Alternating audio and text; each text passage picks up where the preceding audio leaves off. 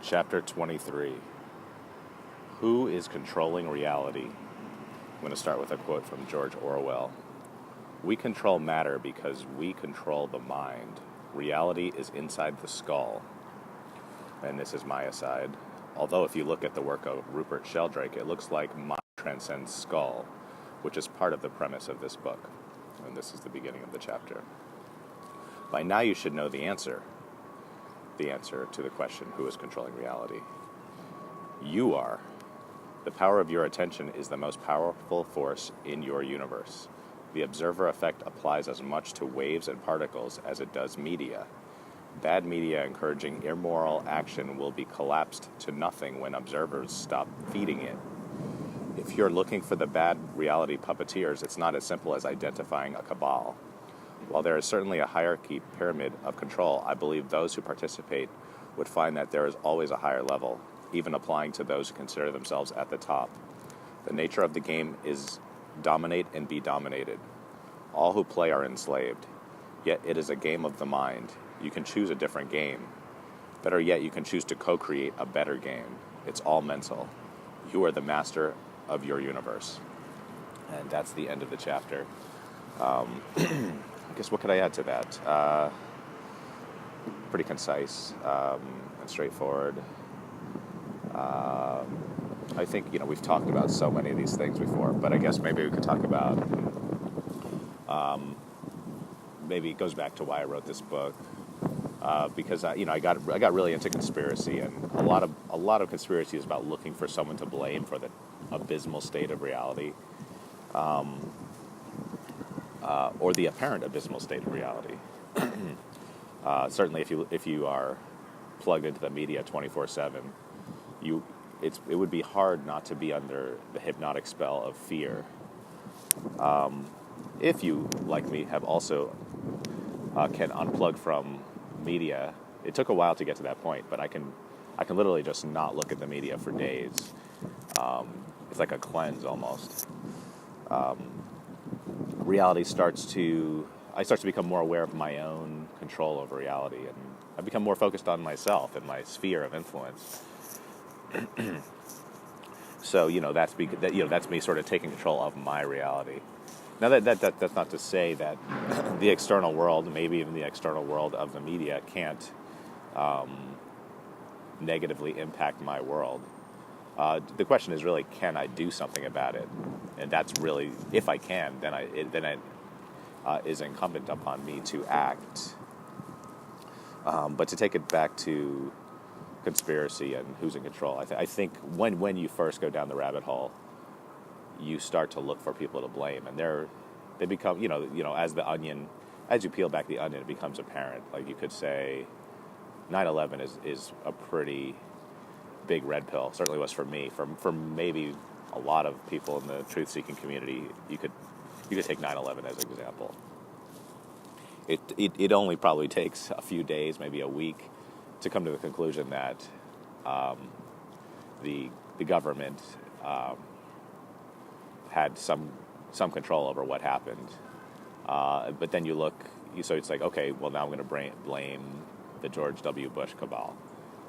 And then you go another layer of the onion. It's like, oh, okay, so this was Mossad, or this was the CIA, this was intelligence services, and the cabal of Cheney and Bush is really, they're just puppets. So then you say, okay,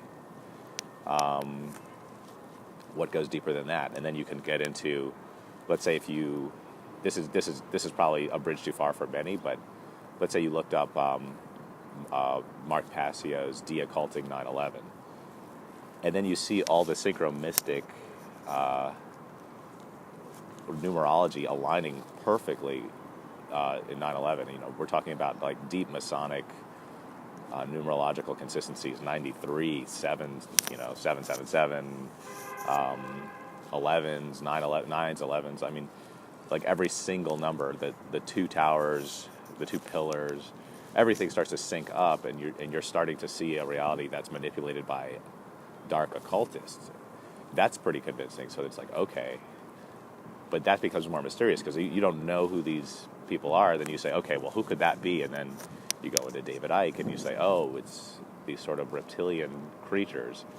at the highest level. And, you could take that literally, or you could take that as psychological. And then, you've seen in previous chapters where I'm not going to dismiss reptilians because I think mind creates all things. So it's like, okay, somebody might actually have the experience of seeing a reptilian.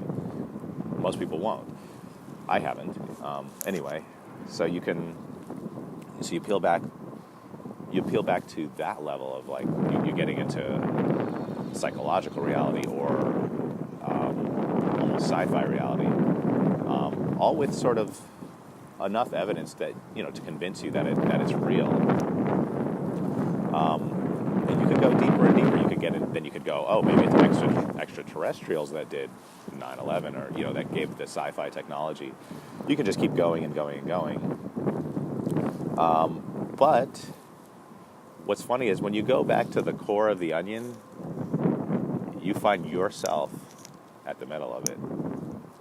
You are controlling reality. All these people, all these entities that you're blaming are a diversion.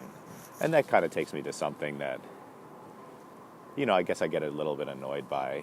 There's a wing of the truth community that sort of really pushes the Jewish conspiracy. And I think any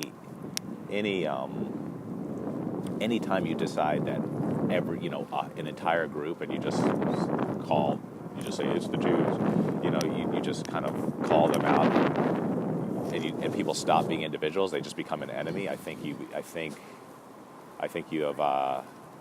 hit a cul-de-sac that I don't know if you can get out of that cul-de-sac. Well, I'm sure you can, but you're not operating in truth, and you're kind of absorbing an ideology that could actually harm people. And that's the problem with truth cul-de-sacs.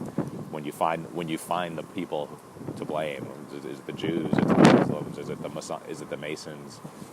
When you don't actually take responsibility for your reality, you could lead to a situation where you're dehumanizing large groups of people based on maybe there were like a bunch of Masons that did really bad things. So now you've decided all Masons are bad, and what happened if maybe you would use your consent, you would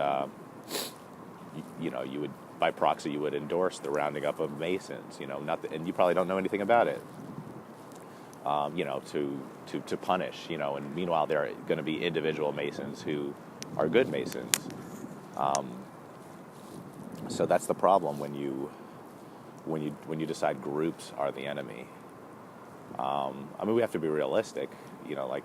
There's nothing wrong with noticing patterns in groups, but once you become judge, jury, and executioner of a group, and not an individual that did you wrong, you are really on a slippery slope, and it's a huge problem. That said, I think entities like I guess David Icke would call it Rothschild Zionism.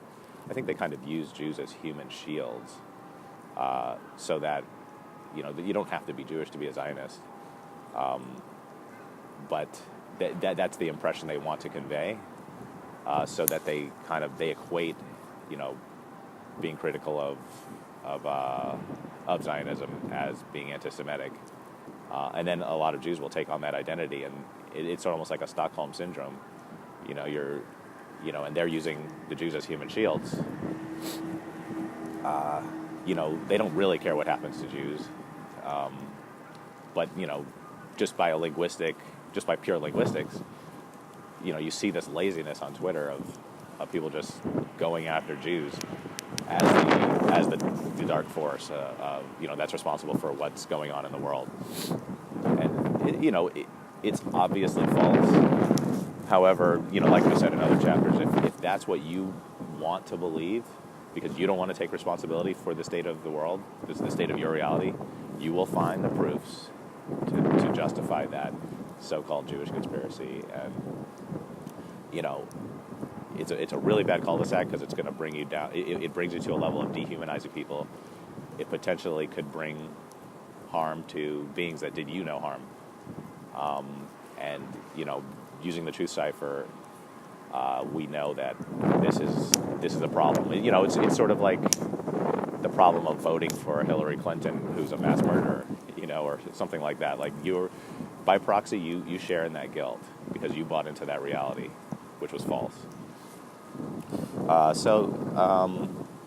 sort of something to think about regarding who is controlling reality. And the whole point of this book is to say that you are. And, you might have to meditate on that a little bit.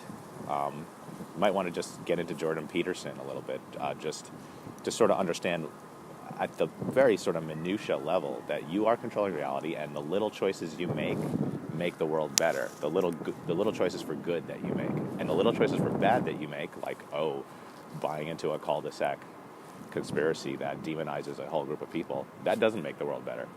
So I think that's just what I wanted to say about who's controlling reality.